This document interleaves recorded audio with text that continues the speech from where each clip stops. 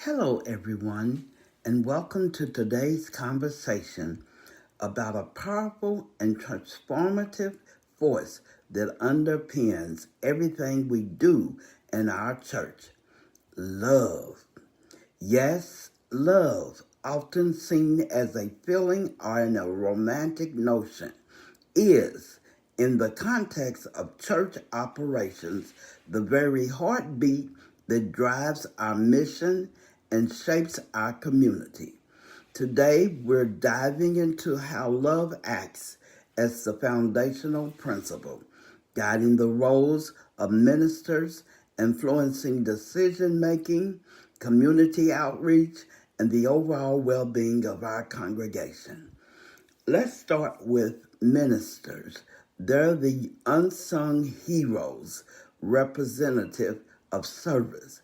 What does it mean to serve with love? When we think of service in a church context, it's easy to get caught up in the action, planning events, organizing resources, or overseeing community initiatives. But at the core of all these activities lies a profound purpose, a commitment to embody love in tangible ways. Imagine a church where every decision made is bathed in an understanding of love. This isn't just about sentiment, it's a deliberate choice to look beyond ourselves and our immediate needs. It begins with intentions. When ministers step into their roles, they are not merely fulfilling duties, they are responding to a deeper calling to affirm the value of every individual, to shed light in dark moments, and to bring hope to those who feel hopeless. Each time they make a decision, whether it's about allocating funds for a new community outreach program or establishing guidelines for a church event, love serves as the omnipresent guide. How do we ensure that love is at the center of our decision making processes? First, it requires open dialogue. It means engaging our community in heartfelt conversations. This is where the voices of our members come into play, where every opinion matters. Love is inherently relational. It's not just about what needs to be done, but about who needs support and how we can collectively uplift one another. When ministers foster a culture that prioritizes listening above all else, love flourishes and creates a foundation for sound, compassionate decisions. Now let's shift gears a bit and talk about outreach, another critical facet of church operations. Here, love moves beyond the walls of our sanctuary and into the larger community. Outreach is not an obligation, it is an extension of love, a bridge connecting us to those outside our church families. When love guides community outreach initiatives, we see a shift in how programs are designed and executed. It's not just about addressing a need, it's also about honoring the dignity of those we're serving. It's about understanding that every person we reach out to has their own story, their own experience, and their own hopes. The approach becomes personal and heartfelt, focusing on creating genuine relationships rather than merely meeting a checklist of services. Picture a food pantry run by ministers whose primary motivation is love. They don't just hand over groceries to the needy. They take the time to share a meal, listen to people's stories, and establish a connection. They offer more than food. They offer companionship, understanding, and respect.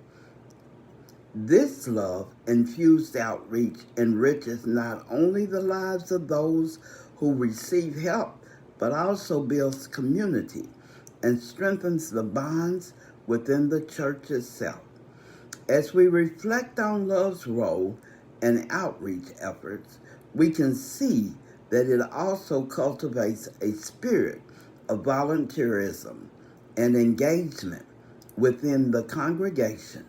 When members witness acts of love in action, they are inspired. They want to step up, to be involved, and to contribute their own unique gifts to the mission. This creates a cycle of love. Giving generates more giving. Let's not overlook the internal workings of the church community as well. Love is just as essential for the overall well-being of our congregation. A community rooted in love is a resilient one. It nurtures a supportive environment where everyone feels valued. Conflict, which is natural in any group setting, is approached with understanding and empathy, not judgment or division. Ministers bear the responsibility of cultivating this atmosphere. They model behavior that amplifies love, fostering relationships among church members. This includes organizing fellowship events that bring people together, creating spaces for shared vulnerability, and encouraging one another to bear each other's burdens. In turn, this builds unity, trust, and mutual respect, allowing everyone to flourish together. So as we navigate the complex landscape of church operations, let's remember that love isn't just a warm, fuzzy sentiment. It's the very principle that informs our actions, decisions, and efforts. When ministers lead from a place of love, they not only impact the lives of individuals, but also shape the future of our communities.